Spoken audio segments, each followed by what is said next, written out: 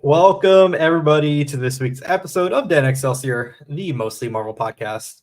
I'm Ricky, and as always, we got Dennis joining me for, what is this, episode 103? We're still talking about Harley Quinn this week. We're also talking a little bit about some Superman and other Marvel nerd stuff that happened during the week. Yeah, it's August 18th if you're watching this when we air live. But full backstage pass disclosure, we're pre-recording this on August 17th, 2023, just because we're trying something different.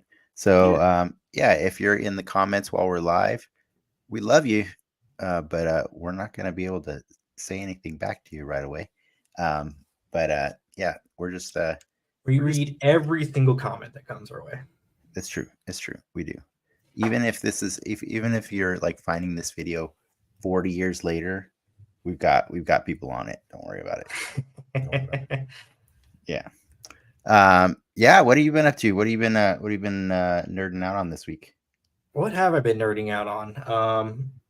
It's been a lot of games, sports games. So that's totally off topic, but Madden came out this week. That's like an official holiday. Okay. So I've been playing a lot of that, and then watching. I feel so encumbered. Like I finally finished The Bear, but I think I talked about that last week. Yeah, you did. I gotta watch Only Murders in the Building. I did not watch this week's episode, but Reservoir Dogs is back. Reservation Dogs. Reservation Dogs is back. There's just so much, and I just keep watching King of the Hill. Nice. R.I.P. Dale. Nice. And that's just like the greatest comfort food. So Madden and King of the Hill has been my week. All right. Yeah, that's pretty solid. That's solid. I have been I said this a couple of weeks ago.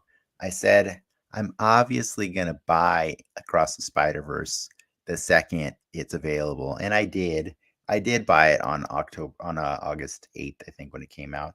But what's funny is I've actually been kind of like just drip feeding it. So I've been watching it a little bit here and there at a time, just so that I can really take in each scene. That movie takes you on a lot of adventures, like a lot. So I'm actually just to the point where they got to the Spider Society. And I'm thoroughly enjoying this movie more. But it's really fun to be able to pause it and just look at every little thing that they're like. The animation in that movie is so bananas. Like I can't, like I think I'm also going slow because I know the ending's gonna piss me off. So I'm just kind of drip feeding. So every other day or so I watch a little bit of it, and it's really fun to watch. I wanna do a little experiment for us, just to get some baseline question answered. Rank the Nolan Batman movies. 1, 2, and 3. Which one's the best? And number 2, number 3. Oof! On any given day, like that's tough for me because sometimes I just cave into the peer pressure and I say The Dark Knight is the best one. Other times, I honestly think that the Batman Begins movie is the best one, just because. Like those are swappable 1 and 2s. That movie did some heavy lifting, man. That movie set up an entire trilogy. You know what I mean? But I would put 3 below them, but I still like 3 a lot. I really do, but I don't think that 3 is better than 1 or 2. Okay. Why did you ask? I'm gonna assume your Spider-Verse ranking is 1's the best, 2's the second best, and we have to obviously wait on 3. Sure, if we're just gonna wait on 3. If we're just gonna talk about those 2 for right now, do you think the Spider-Verse will be a better trilogy than the Nolan Batman trilogy? Time will tell, man. Like it's hard to say because, like, you know, how much of the Dark Knight Rises was Nolan executing his vision, or how much of it was the studio getting involved after this thing snowballed into a cash cow / Academy Award winning franchise, right? Because that's the same story we got here with the Spider-Verses, right? Like when the first one came out, I don't think Sony knew what it was gonna be. Like, and so there was a lot of like hands off. Yeah, The if you want. Knight was Best Picture nomination, right? What? The Dark Knight got a Best Picture nomination. It won an Oscar. It won Academy Award for Heath Ledger.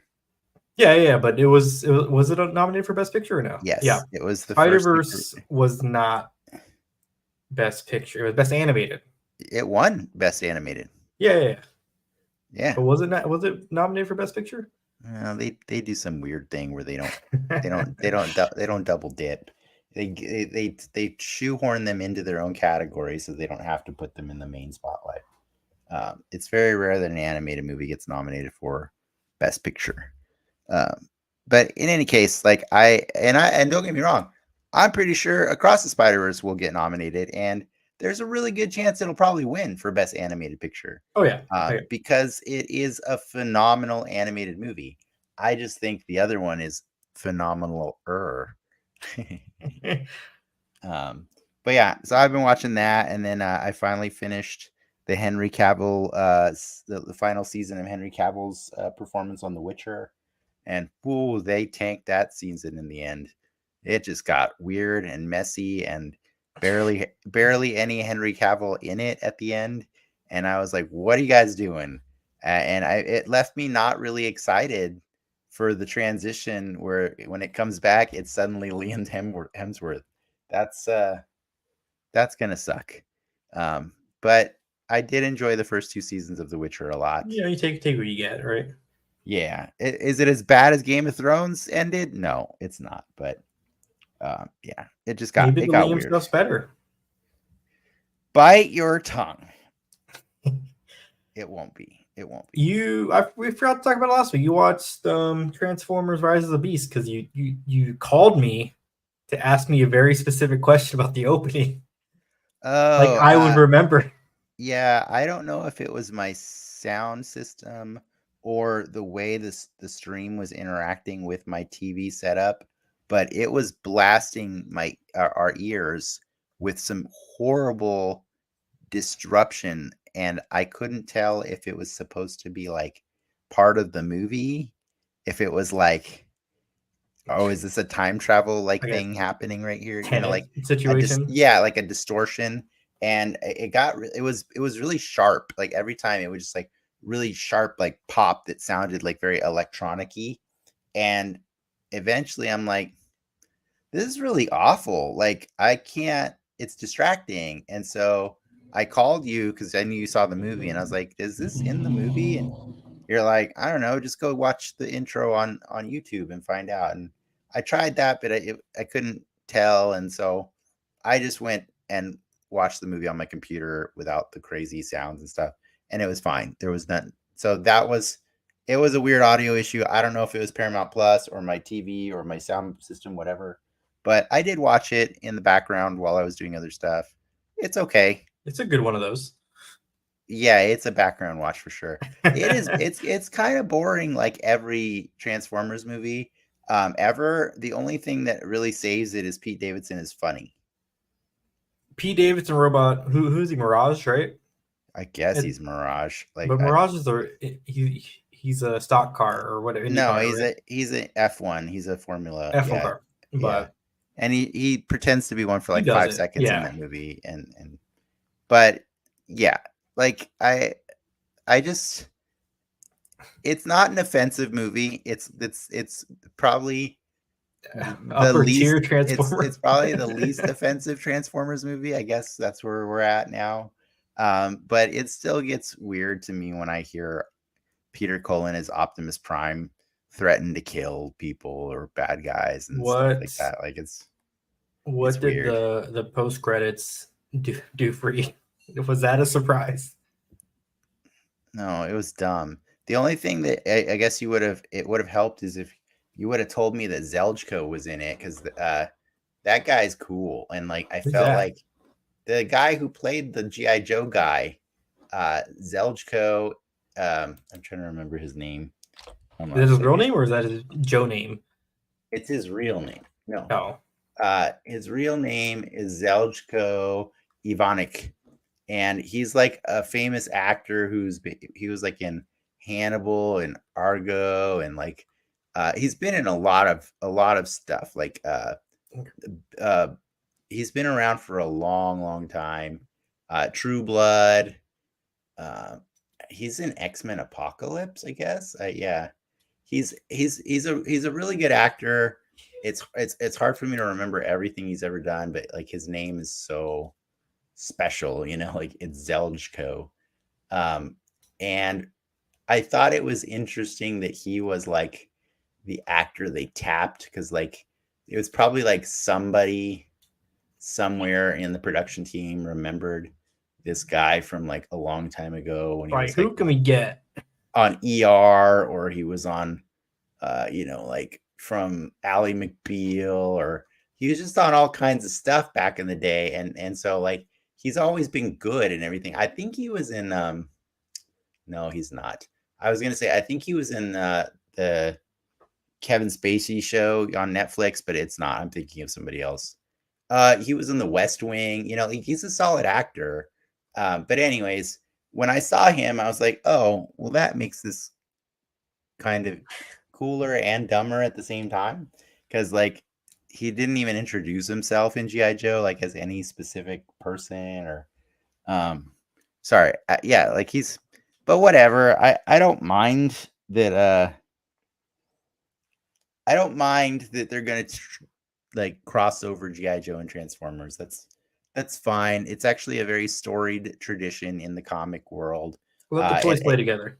It actually, the weird part for me is that the reason it's a known thing is because both Transformers and GI Joe started as Marvel Comics. Like, I mean, when I mean started as, I mean like the versions of them that everyone knows, like that were defined, like all the characters were defined by the team at Marvel Comics. That's how Hasbro did it. They asked them to create a story for them to sell their toys.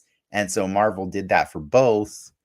And it was very successful, obviously. And so it's funny that this company now is trying to create a shared universe to compete with Marvel's shared universe using properties that were once part of Marvel's shared universe. Like it used to be GI Joes and Transformers were hanging out with Spider-Man and stuff like that too. You know what I mean? Like it was a whole thing. But now, one day Hasbro said, "Nah, we're good. We don't need you anymore, Marvel. Thanks for all the money." And then they just dipped out and they pulled the license from Marvel. And so they own it, obviously, and yeah, they do what they want. They have their own studio now too. Side but related tangent. I learned today that the creator of Ninja Turtles sold the rights to Viacom like I think like 2016, 2017. The co-creator of co-creator. Can you guess how much he sold it for? Oh yeah, it was like 90 million or something like that. It was a 60 million. Oh yeah, 60 million. Yeah, no, I just watched that episode of The Toys That Made Us the other day. And Turtles profit this year alone is $1 billion.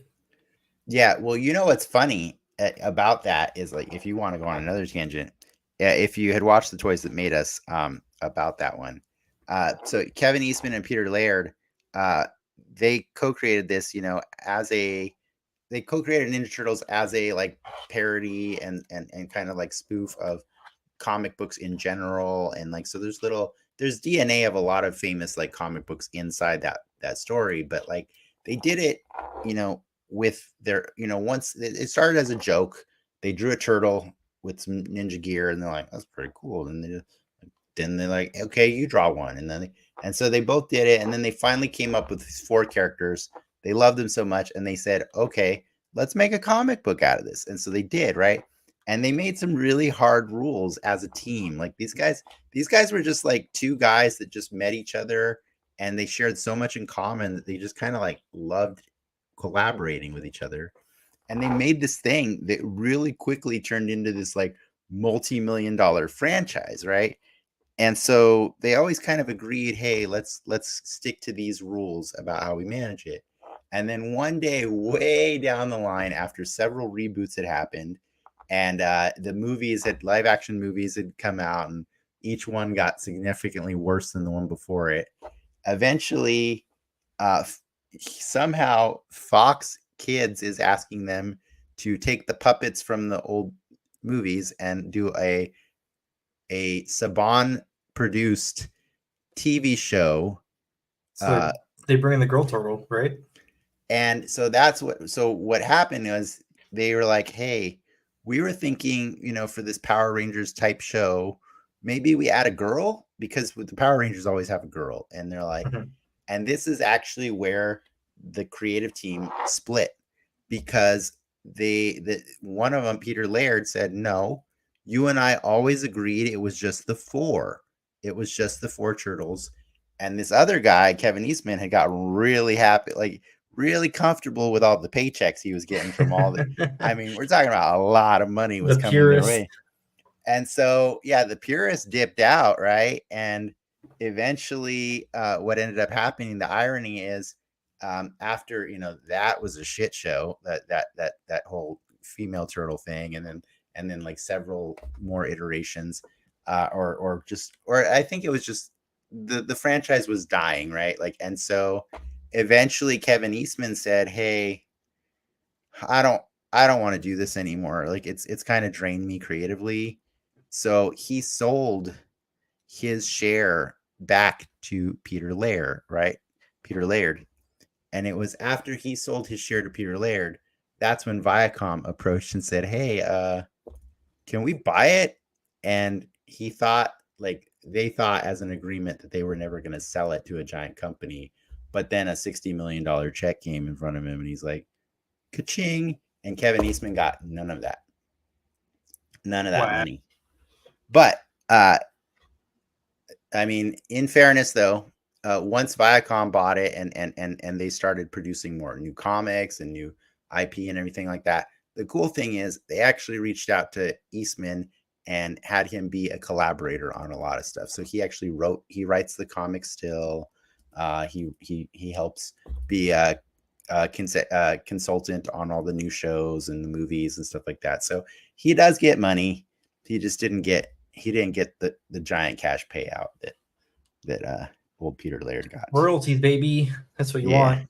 Yeah, it's true. It's true. So they're both taken care of, but that's my tangent.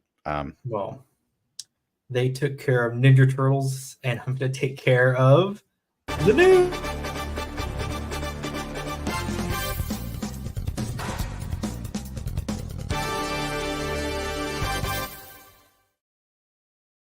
It wasn't your worst segue. It wasn't your worst one for sure.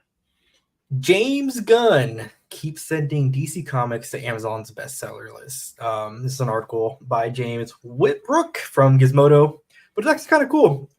So over the past, 6-8 months now since James Gunn has taken over DC, in movies starting to get announced or projects get announced, he's pretty active on tweeting about specific books that he's reading or references that he's like, hey, this is kind of cool. And sure enough, those books that he tweets ends up being on Amazon's bestseller list. Latest being this Wonder Woman origin arc. Where is it? The Historia of the Amazons. Just jumped from 63 to number 1 over the past week. That's funny. But I think it's cool. This is one area I think Marvel could do better at, is pimping their own stuff, in a more public facing way.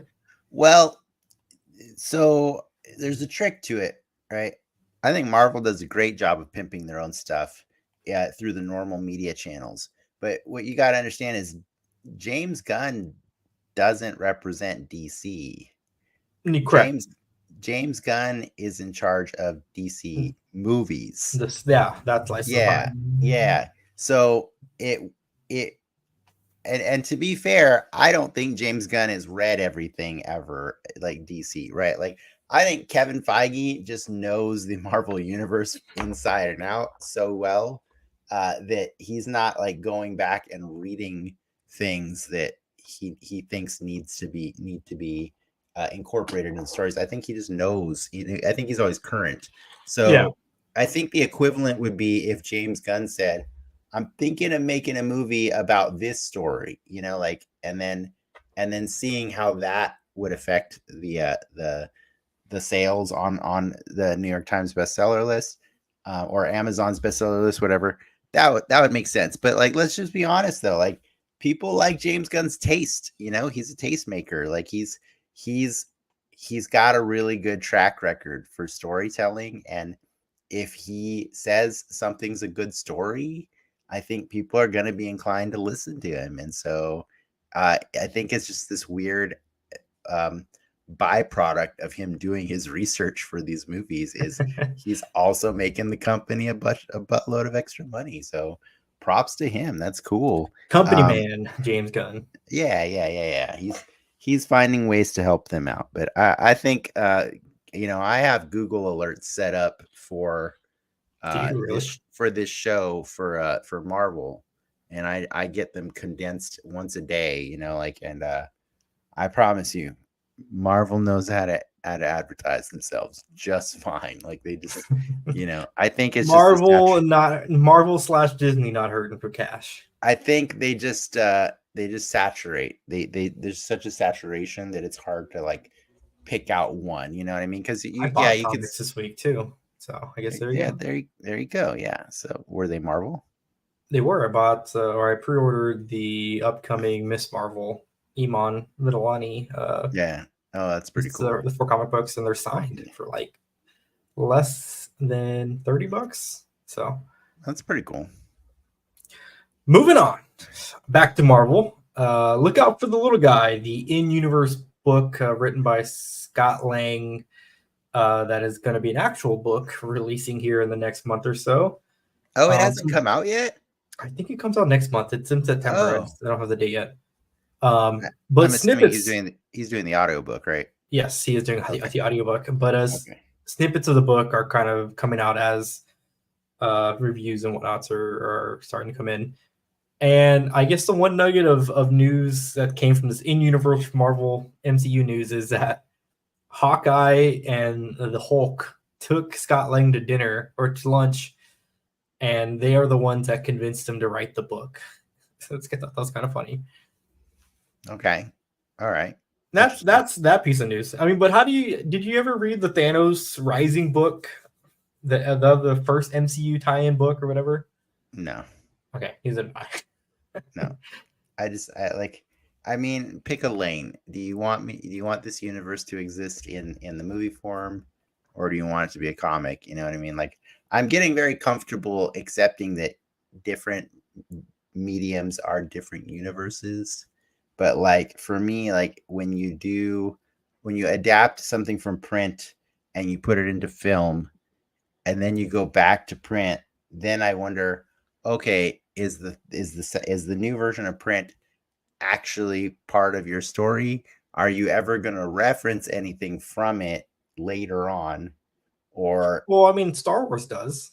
That's the whole thing with Star Wars. I think is cool right now is everything is canon.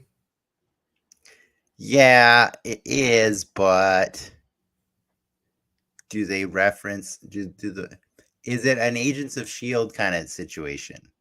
That's what I'm saying. Like, is it because everything in Agents of S.H.I.E.L.D. is technically canon, but never gets acknowledged in the movies?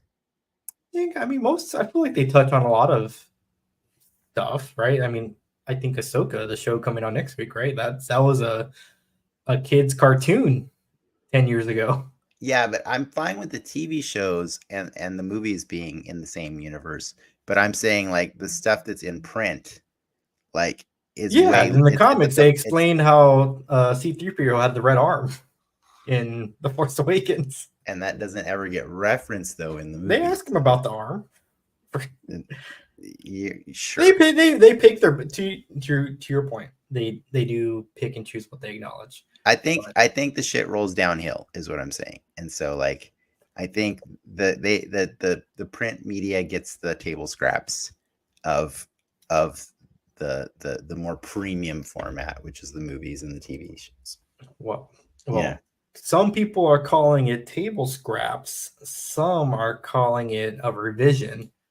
But Spider-Verse 2, as you kind of alluded to, you got it on digital on demand, right? Mhm. And people are noticing that the version that they are getting is different than the theatrical version. And there was kind of news going around when the movie was in theaters that there's different cuts of the movie Yeah. where different scenes are changed ever so slightly. And this, of course, continued on to the home release. And to the credit of Lord and Miller, they consider the home release the definitive version of Into the Spider-Verse. But what's your thoughts and takes on tweaks and edits? Well, I think this movie did something really cool by releasing multiple versions in theaters simultaneously, intentionally, right? Like I think it's pretty awesome because it pushes that idea of multiversal like differences slightly more, right? So it's actually creating a Mandela effect in real time, right? Like where people are saying, "Hey, I just saw this clip on TikTok. It is not the same as the scene I saw in the theaters. What the hell's going on?" And then that started happening a lot and a lot. And I think it only works because of the way we consume media nowadays, right? Like we consume like you can go watch a movie and then 10 minutes late after you get home, like you can see that scene from the movie on TikTok because somebody's up there recording that. And that's just not a thing that used to happen normally, right? Before TikTok existed. And so I think it's really cool that this movie is aware of the way it's being consumed and it's playing with it, right? It's playing with people and it's making people question the where and the why and the how of like of everything they're seeing. So if they say it's the definitive version, I'm fine with that. That's cool. I can only say that I am thoroughly enjoying watching the version I am watching at home. And I don't care if one line is different here or one line is different there because it's all for fun. It's all to generate that buzz, right? Like it's intentional. Like so, I don't mind it. Like, does it change the story fundamentally? I No. heard one of the differences in the streaming version is alternate Miles. His hair is longer, and it's like okay, cool. Like, but I don't. It's not gonna. That doesn't ruin the movie for me. You know what I mean? Like it's all it's all superficial stuff that they're changing just for the sake of playing with people's expectations and stuff like that. So I dig it in this case. There's other times where like Disney jumps in and like edits a movie because they're like, oops, we did something wrong. Like I don't think that's what's happening here. I think this is entirely meant to generate I, I think it's word a of little mouth. bit of A and B in terms of serendipity. Like Mhm. I didn't mind, like if you go back and watch Miss Marvel, right? The Statue of Liberty is now the appropriate color that it would be in the MCU versus the patinaed version that was in the original airing or original streaming of that show. I'm Oh, totally fine with them going back yeah. and fixing stuff. Like if they go back and in Endgame where there's some roadie scenes where his blood is kind of purple. Sure, go patch notes some movies. I am fine with it. I know people aren't because they want to assume that Marvel has this grand 10-year plan, but a 10-year plan is not the same as having detailed notes on every moment. Yeah. Well, I don't mind the patch notes. It's fine like if they want to do it, but just know people are going to catch them. And so like I think what I'm saying is the difference here is Sony knew Sony knew right out of the gate that what they were doing, right? And they were releasing simultaneous different cuts in theaters on purpose, And so I think that's very different from what Marvel has been doing with their movies and shows for a while now. Like, and so it's fun. It's fun. I like it. All right, rounding out the news, some toy stuff that came out this week. I'll let you take it away. Oh man, this is a sexy one. The Shield Agent Trooper and Hydra Trooper 2-pack. I The think I talked. bundle. It's a 2-pack. Yeah, I talked about this. They kind of snuck this on us at a Comic-Con on the last day of the convention. Hasbro just snuck some figures up on a glass shelf.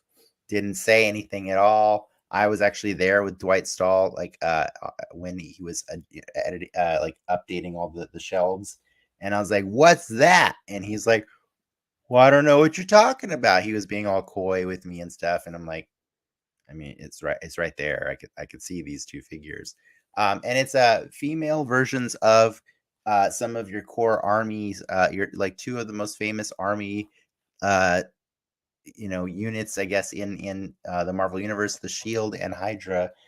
They finally went and got some gender inclusion, so there are now female versions of them. And just like the older 2-pack of Shield Troopers that they released a couple years ago as a Hasbro Pulse exclusive, this one comes with 3 swappable heads, and they actually made sure to include the suit color all the way up to the neck, so that it doesn't matter what color the faces are. So you have a good mix of diversity in the skin tones and flesh colors of the different faces available. Which, by the way, the face printing on those faces looks amazing, really cool. But if you don't want unmasked heads, they also come with a standard Hydra female, with the big bug-eyed head, and they come with a Shield Trooper in like a cool visored helmet. But yeah, this 2-pack went up for pre-order on Thursday of this week. And what's really weird is Hasbro is limiting customer purchases to 3 per household. Oh, that's kind of And gross. that's rough for an Do you army want me building set. to buy you some Hydra figures? No, I actually already have enough female Shield figures, and in my head canon, I think Hydra's sexist, and they wouldn't have a lot of these female characters. So I'm gonna be okay with just a few. Hey, they're bad guys. They're racist. They're Nazis. I'm fine with them also being sexist too. So it's okay. But it's a really cool 2-pack, and I like, honestly, just if you want like street character, like just if you want to have like different like casual people walking down streets and stuff like that, these 3 heads are really great for just making, like taking your existing The one of famous the heads characters. gives me very what's Scientist Supreme Monica? Is it Raspucci?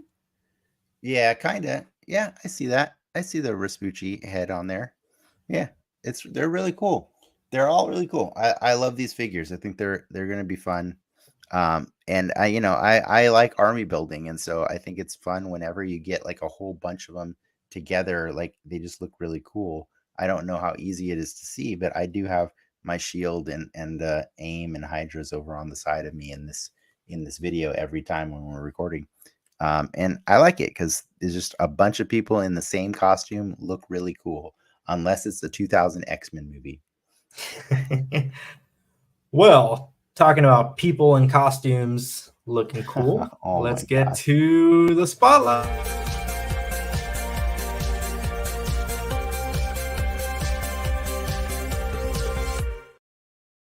Where do we begin? You want to do Superman or Harley Quinn? I am not as up to speed on Superman as you are. Well, yeah, so we were talking after the show last week, and we were saying, it's kind of weird that we're just doing this show on only Harley Quinn when there is other stuff out there that we've been consuming that's new content. Like I mentioned to him, that I'm actually really enjoying My Adventures with Superman, which is a show that's been airing for about a few weeks longer than Harley Quinn. It came out in July. I think 7th is when the first episode aired on Adult Swim, and they shortly after they put them up on HBO Max or Max, whatever you want to call it. And I was like, Ricky, you should check this one out. And then after last week's episode aired, I was like, Ricky, you should really check this one out. So, but then aside from that, there's also Invincible. I just discovered it on my Amazon Prime. Invincible put out a prequel episode / mini movie that's it's like an hour long episode about Adam Eve and like her origins and stuff. And so I was like, hey, there's a lot of superhero content out there that we haven't been talking about. Unfortunately, I think Ricky, you weren't able to catch the Adam Eve one, so I saw the fight. So the fight was cool. Which fight? With the alien. The alien. Oh, okay. The what? Never mind. It's okay. It's okay. Don't worry about it. But we can talk about that one another time. But like, I'm down to talk about both, Harley Quinn and My Adventures of Superman, just because those are the two things that are current right now, and that is what happens when we're in a Marvel drought. I will gladly talk about DC all day if Marvel doesn't give me something to talk about. So, well, let me get a baseline. I am not a Superman fan. I don't particularly care a lot for Superman as a character. I did really enjoy Man of Steel, and I've never seen the Donner films. So that's my Superman knowledge. I know you're a bit more Superman versed than me, so let's bring me up to speed on Superman for Dennis. I mean, fun weird fact. I would say Superman was probably my first superhero ever. A lot of people's. I don't know that he was ever my favorite, but my parents thought I liked him enough that they put Superman wallpaper in my bedroom as a kid when I was a really little kid. And it's probably because, we all, like everybody my age, grew up with the Richard Donner Superman film. Like that movie came out, I think, a year before I was born. But and it was, like back in the day, movies that came out, in theaters, it would take about 3 years before they were finally in circulation on TV all the time. So, right, I was at that right age where Superman was available to watch at home on TV, and I ate that movie up. And I think as I got older, I tried reading Superman comics, and I didn't like them. And I think every time I ever read him in a comic book, something about it just rubbed me the wrong way, and I kept pointing back to, I like Christopher Reeve Superman way more. And what's really funny is I think that ended up being true for a lot of Superman content. Is I like him better in non-comic book form. I don't know what it is. I think that too many writers just don't like.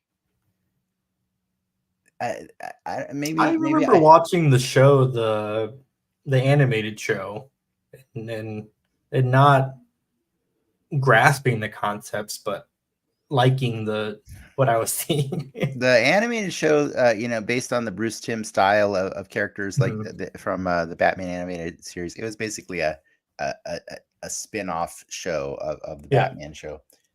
That for me was the bar, like that, because when I watched that show, I said, okay, this is a Superman that's really cool and relatable. And I think throughout the years, there's been different stories or different versions of the story. And I think the ones I always gravitate to are, yes, we all know Superman's an alien, right? And he's an alien who is an orphan, and he doesn't have, he's just learning about his family, through these magical crystals and, fortressology and all this stuff.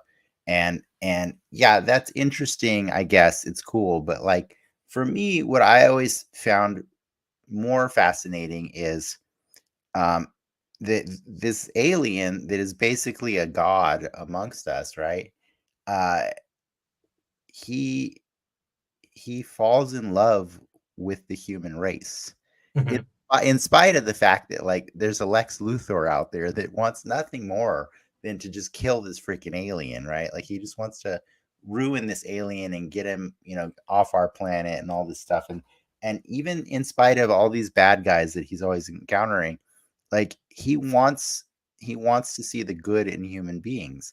And I think that's what's really cool. And I always like to attribute that to his parents, his upbringing, his good old middle America upbringing that he got from mom and pa Kent.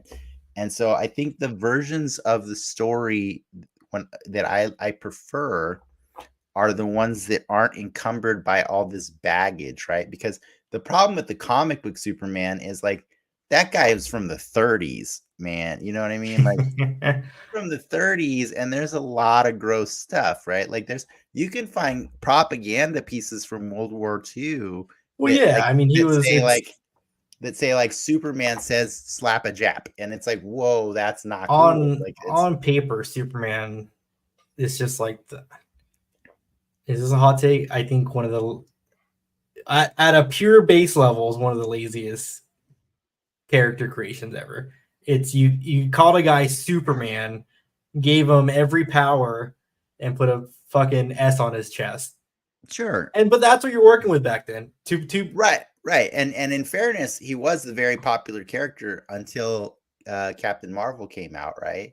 And Captain Marvel was a giant ripoff of Superman, and he started outselling Superman comics by a lot. But it's a story, it's an archetype that people ate up back then, right? Because it was something to aspire, like that people could, like, it's a wish fulfillment, right? It's like, It's like, hey, I'm trapped in this life, this mundane life of living in society and under its rules, and I get to read a story about somebody who is unencumbered by all of these rules of society and can do whatever they choose to do, and for some reason they choose to do good, and that's really interesting. Now, yes, that comes from a different time. And so what I like is I like updated versions of the stories where they frame it from the perspective of a person who wants nothing more to fit in and be human. And I think that is why I love the Christopher Reeve version so much, and I love My Adventures with Superman so much, is because back in. yeah, because I think how many episodes did you watch of that show? I watched 2. Is he not the most charming, like, cartoon Superman ever? He's a good Superman. It's because he's not, for lack of a better, like, I feel like the machismo's not there, and that makes it a better.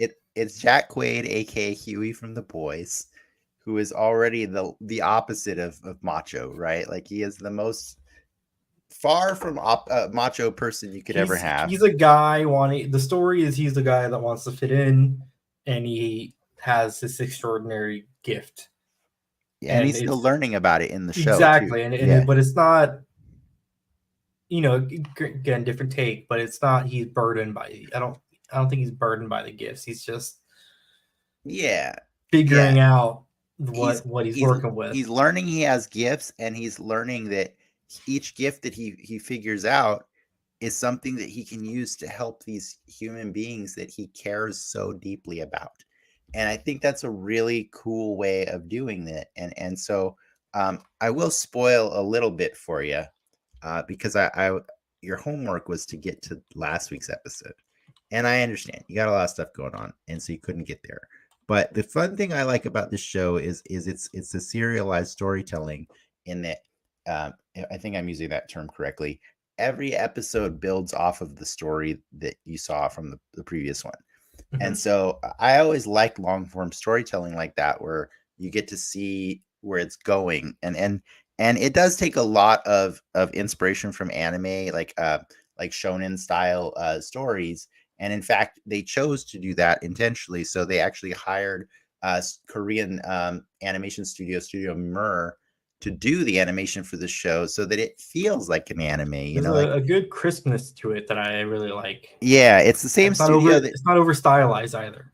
It's the same studio that did Avatar, Legend of Korra, and Voltron, Legendary Defender on Netflix, which I love both of those shows. But it's a tight animation. It's really nice. It is jarring because you're seeing these characters presented in that anime style. But the cool thing is it's telling stories in that anime style as well, where it keeps continuing. And so I'm going to spoil a little bit for you. Go for it. The reason I got so excited about like wanting, because I've been hesitant about recommending the show, because I can tell that the show is very, Not your dad, Superman. it's polarizing, right? Yeah, you said it yourself. You think fans of Superman like this show, but you think fans of DC do not. And I thought that was a really interesting way of putting it. Yes. And it's I kind of see where you're going with that, but I think if you are a fan of DC and you made it to episode 7, it's pretty cool, because in episode 7 you meet basically the Rick and Morty equivalent of the Council of Loises. You meet a bunch of Lois Lanes from a bunch of different dimensions, and you find out that they're trying to stop something bad from happening, because all of these Loises, it's not a bunch of it's like a handful of Loises, right? And you find out that those Loises have had very bad experiences with their Supermen going, the bad scenario, right? Like the worst case scenario. Yeah. And you actually get to see glimpses of Injustice Superman, and you get to see some of the other. I think I saw the clip, and they do cycle through all the bad Supermen that we've seen in different media, and I was like, that's super cool. And so yeah, I think that's always kind of like a fun story to tell. Like, it's not. There's a Ben Affleck looking one, like sure. Like from what was that movie he did? Hollywoodland or whatever. Yeah, I don't remember. Yeah. But what's fun about this is it's exploring the idea of what if this Lois Lane that we're meeting in the show is so distrustful of everything that she even distrusts meeting a bunch of herself. and like what does that say about Lois Lane, that she distrusts herself, right? Like, and so she's snooping to figure out the real secret behind these Loises that are all like, traveling interdimensionally to prevent horrible things from happening because of Superman. And meanwhile, like, the Superman that we are following in the story is the furthest thing he could ever be from being evil Superman, right? So like, it's sad because like I don't want to see this one ever go bad, but like if he did, that would be nuts, so I just really enjoy the ride I'm going on. And then there's a third component to that, which is Jimmy, right? Jimmy's like this third wheel, but it's telling the story of the three of them as young up and coming people, like friends, all trying to establish a career at the Daily Planet. And it's really a beautiful story about their friendship and budding romance and stuff between Lois and Clark. And it just makes me really excited to watch it, because they're doing stories differently than I've seen them done before. So every time I watch it, I don't know what's going to happen. And that's kind of what makes me excited for this show. And I highly recommend people check it out, because it's really fun. And so you should check it out, because you do. I mean, now that you mentioned the Airbender connection, there's like I don't even know what to call the tone, but it's not. I don't say it's not serious, but they ride a good line between charming and I can't find like they do a good balance of telling strong story, like, or heavy storytelling, but also lightening it with a lot of levity and charm and action and very similarly to how Harley Quinn does things most of the time, right? But just without the R rating. Well, with that, we can actually just move over to Harley Quinn with the last couple minutes of this episode. Metamorphosis, right? That was the title of the episode. Yeah, so let's just get the thing out of the way right now, right? We They ended on did a the thing. cliffhanger. We so far they did the thing. We ended on a I'm cliffhanger last week. We said, you think they killed Nightwing? This show definitively starts with fucking open Nightwing's with his funeral, funeral. and it's pretty funny. It's pretty funny. I feel weird about it being unceremonious, but at the same time, I actually think it's kind of cool that we're not seeing it through the lens of the Bat family necessarily. We're experiencing the death of Nightwing through the eyes of the villains, and they're pretty happy, right? Like, but they're also, it's not the end all be all thing affecting all of their lives, right? Like the way it's affecting Batgirl. Like Batgirl becomes a full-on alcoholic in that episode. So you get to see little glimpses of how the heroes are experiencing it. But yeah, they did the thing, and they could leave you hanging all episode long, like Harley's trying to figure out who did it. Like everybody's upset at Harley because she's trying to be a superhero, and it basically looks like her girlfriend, who is the boss of the Legion of Doom, is directly responsible for killing, the first Robin ever. And I mean, so it's like their job, basically, right? Like, yeah. And Harley, Ivy's not taking credit for it, but at the same time, it's probably somebody that works, underneath her. And so good on them, right? Like that's good for doing their job. It's a good get. That's what they say in the episode, right? Nightwing's a good get. And it's pretty funny, but like the surprise twist at the end is that it's the Joker who wanted to bring back one of his classic greatest hits, which is kill a member of the Bat family. And he's announcing to everybody that he's back and he's evil. I think the funniest part in that whole episode was when he announces to his family, his adopted family, they're just like all down with it. and they're all down. You think the wife is going to be like, no, this is not cool, and that you're a bad influence on my kids.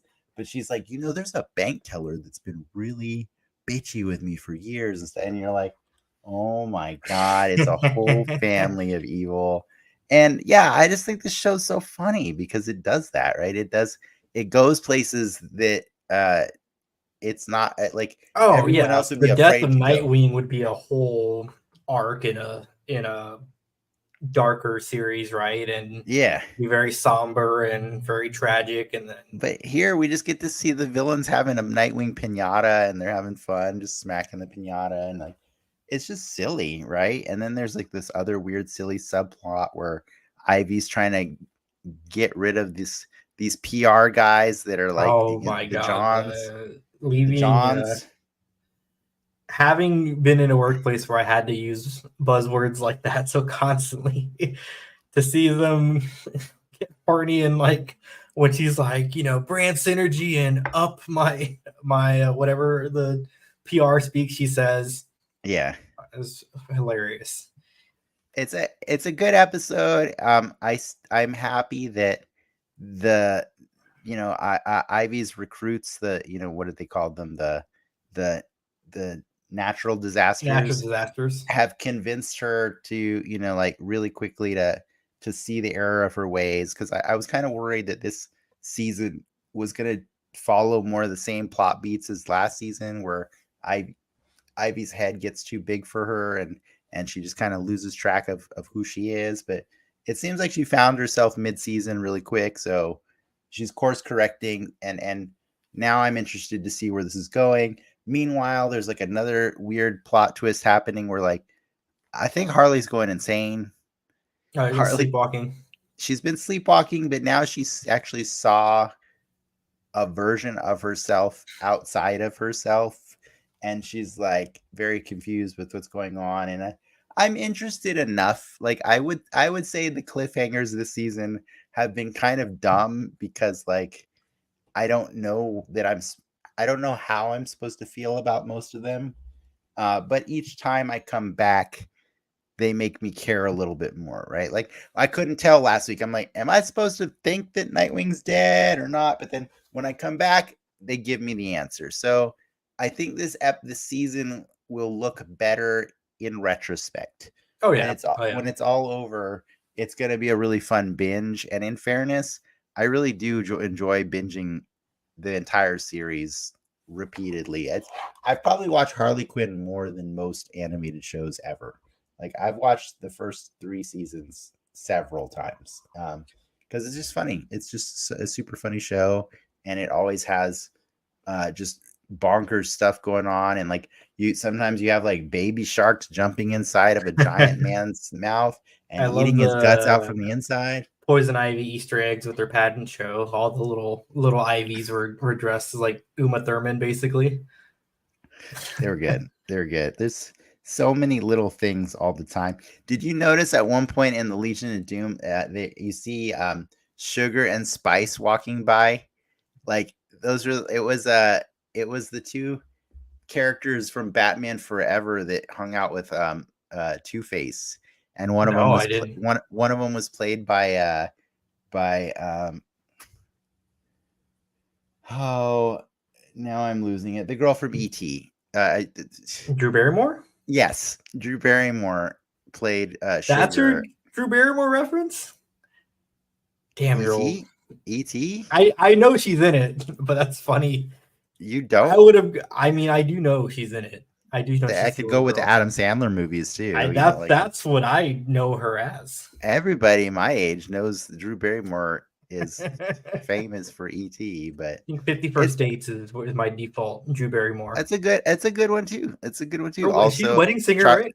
Charlie's Angels. Okay, I never got into Charlie's Angels.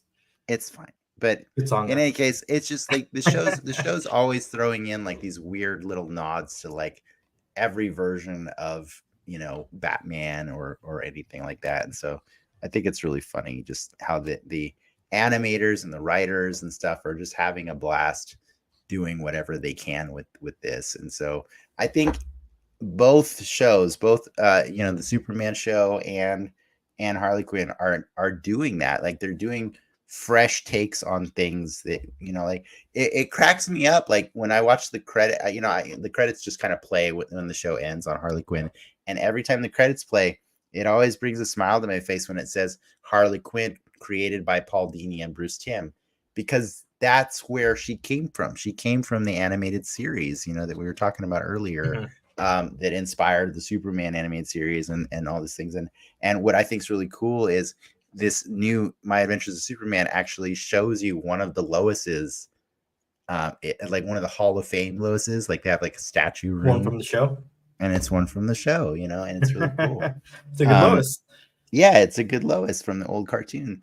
But I just think it's really cool that like Bruce Timm and Paul Dini created this girl Harley Quinn, this character who was a very specific thing back then on that show, and how far she's come from what that thing was. Hot Topic market. Woo, she's so far from what that character was to begin with, and I think that's awesome. I think anytime DC or Marvel can take characters and push them in really far directions that are still fun and make you want to check in and see what they're doing, that's a plus. And, I like what DC is doing right now with their cartoons.